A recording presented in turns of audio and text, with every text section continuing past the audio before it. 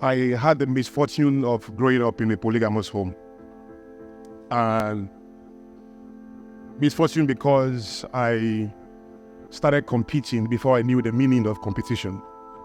Because your mom wants you to be first in class, but she's not asking you to be first in class because she really understood the weight of excellence.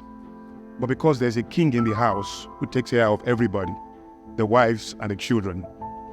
The wife whose kids are able to do so well in class pretty much gets more attention from the king, which is the dad, right?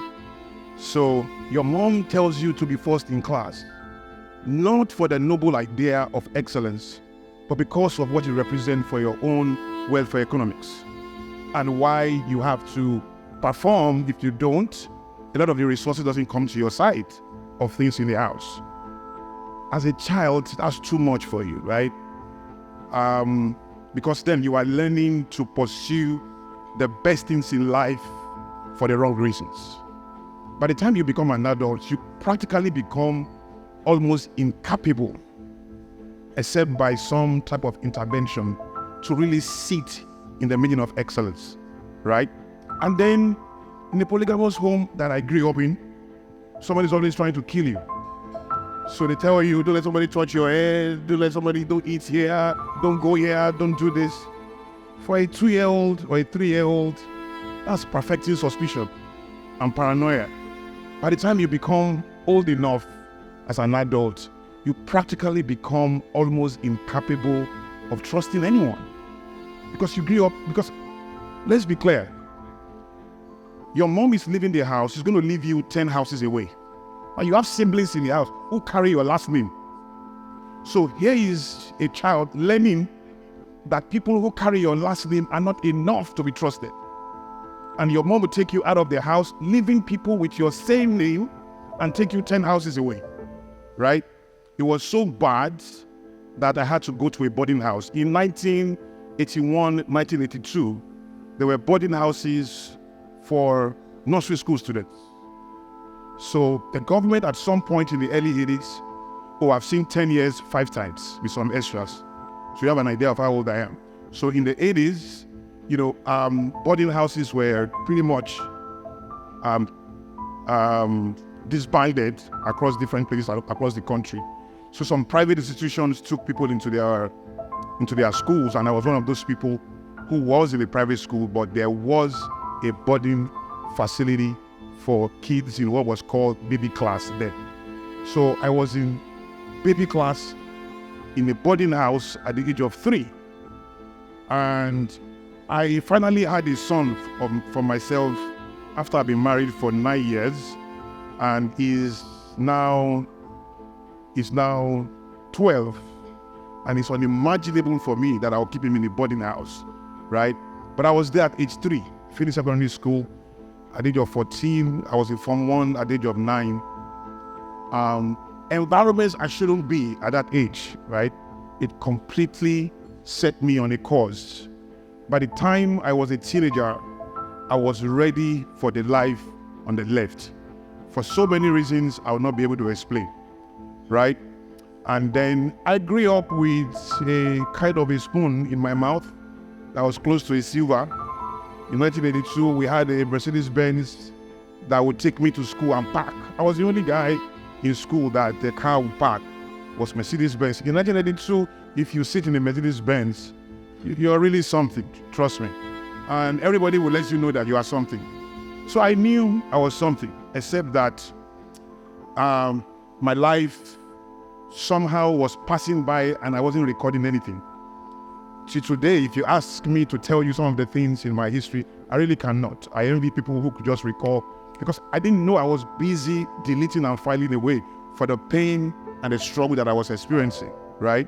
And then I got into the university, right? And I went left. Of course, you know what's on the left: cultism, guns, boys, girls, fashion, stupidity, foolishness. So at the end of my first semester in year 1, I had 9 carryovers, 8. At the end of second semester, I had 7.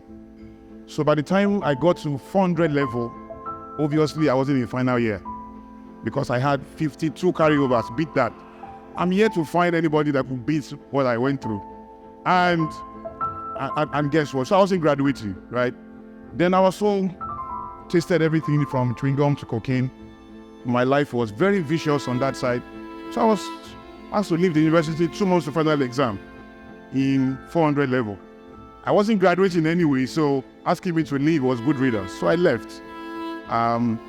But then 1 year after I left, I gave my life to Christ, and I felt a commitment to return to school. But I went back to start year 1 again and did 4 years, apart from my first 4. For some reason, the school did not give me a degree. They didn't believe because I'd represented a lot of nuisance. By the time I was in 400 level, I didn't tell you, my nuisance value was so high. I had become, for want of a better word, a virus. And antivirus was the only way to take care of me. Have you met confident ignorance before? That you know nothing but you are not aware. So you carry your ignorance with a lot of class and swag. That was my story. But I was destroying myself so fast. I'm going somewhere with this story. And I never has drank alcohol in my life. I never smoked cigarettes. They were too weak for the crisis that was going on in my head. So I was doing marijuana and above, if you know what I mean. Somehow, after 12 years, I got a degree. At the end of 12 years, you shouldn't have a bachelor's degree. You should have a bachelor's degree, 4 years, 2 master's degree, another 2 years, that's 8 years, and a PhD, right? But I got a bachelor's degree, 3rd class. I always quickly remind my audience not to feel sorry for me because I live a 1st class life now. I'm doing very well, okay? But when I look back at how my life had went, I could plot so many other young people who had the same misfortune as mine and did not turn out as I was blessed by providence to have turned out. And the difference in my life was just a mom. I just had a mom who didn't give up. On my street, I was a proverb. I was the one that parents will use to speak to their children and say, do you want to be like this person, right? But I'm still a proverb, just that the content has changed to, don't you want to be like, right? So that was my story. I'm going somewhere. That was my story. For many reasons, I'm jumping now. I had to start a prison work, and I had to start visiting the prisons regularly and talk to the guys and see what they are going through, because I found out that just a look is the difference between you sitting here and somebody in jail. I found out that, in fact, more people walk free who have done worse things than those who are in jail. It's a problem that I have with capital punishment.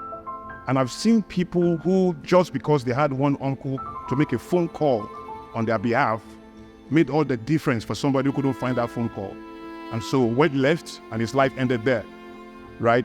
So I've pretty much concluded that the difference in human lives is actually the family institution, other than providence. And everything that the Special Foundation is trying to do, try to speak to you, hear sparks of the word education, education, education. But I think the bigger word in all that we've heard today is child, child, child, child. And so when you really look at it, we see that everything comes down to the family institution, right? Education is not the classroom. We all now know that first in class is not first in life. And there are so many people who were first in class that we can't find today. Education is 4 things. The ability to experience your world, to question it deep enough to find the options that exist in it, and to know which of those options to embrace as a matter of supreme importance and urgency. And even if you have a PhD and you cannot do those 4 things, you can't experience your world. If you can do that, you can't question it. If you can question it, you can't find the options that exist in it. And if you can do that, you don't know which to embrace as a matter of supreme importance and urgency. You will not be educated, even if you have a PhD. And so This type of investments and the type that is going into this kids' home is just to give them a chance. The classroom is still not enough. The school system is still not enough. It still would never be enough. It's just to give them some type of chance for them to step out there. So 2 things I would tell you. Guilt has a lifespan. So the call I want to make now, don't respond to this out of guilt of maybe you've had some privilege in your life or you've not had a misfortune that some people have had. Because any commitment you make from guilt, you will suffer a major relapse and you'll have to shift from that gift. Rather, I will speak to you about personal social responsibility. A research that I did over 15 years ago, leading about 10 people, spending over $40,000 then. And I found out that at the end of the day, the best of each of us is in each of us, but the completion of each of us is in somebody else. And somebody has to take a stand to be responsible for everything we will experience in society. I will take a part of that. You will take a part of that. Society fails when people get so comfortable, they forget about their existential passion of the soul to change the world. Today should not be about begging. It is appealing to your humanity, to remind you that there's nobody in the world who will ever have the blessing of being able to tell a story without outlining the responsibility of somebody else. Somebody showed up for somebody, and that's why we all grow. The people who stay on the street and are not able to find strength and meaning are just those people who somehow did not find that person, superhero, to show up for. So the call today is simple. Please don't go out of this room without making a commitment. There are forms that we have at the back of the room that you should pick up and commit to something. So I mentor over 14,000 young people in my database who are in their 20s and their 30s and their 40s. And I tell them, the moment you make 35,000 naira, you have lost your right not to take 1,000 to change somebody's life in a month. Once you are earning 35,000 naira, you've lost your right. I say this to students on campus. We shouldn't say that to anyone above 18. Because if you are above 18, you are ready for any level of responsibility, including a jail term. Because if you are 17 and I slap you now, I'll be arrested for slapping a minor. If I delay my anger and slap you 1 year after, at 18, it's true fighting, isn't it? So once you are qualified to go to jail, you are ready for any level of responsibility. The most sacred is in your soul. The corporates have gotten it right. They call it CSR. And as a futurist, I'll tell you for free. Giving is not altruistic in the future. It's a tool. We're in that space already. The word authority we feed, only truth tell us own the future. To your soul be true, and let not one day pass where you are not making a contribution for some corner of society, even if with 1,000 naira. And I know everyone in this room definitely will earn above 35,000 naira. So pick the form and put something in there, right? We will never be able to thank you enough. But this is one thing that I know. The universe listens. And at some point, in some way, the universe will conspire to reward you of the social connection you have chosen to make. It's wise. It's not intelligence. Intelligence can make you a successful criminal. Intelligence is required to rob a bank successfully. But wisdom only multiplies good and lifts the human condition.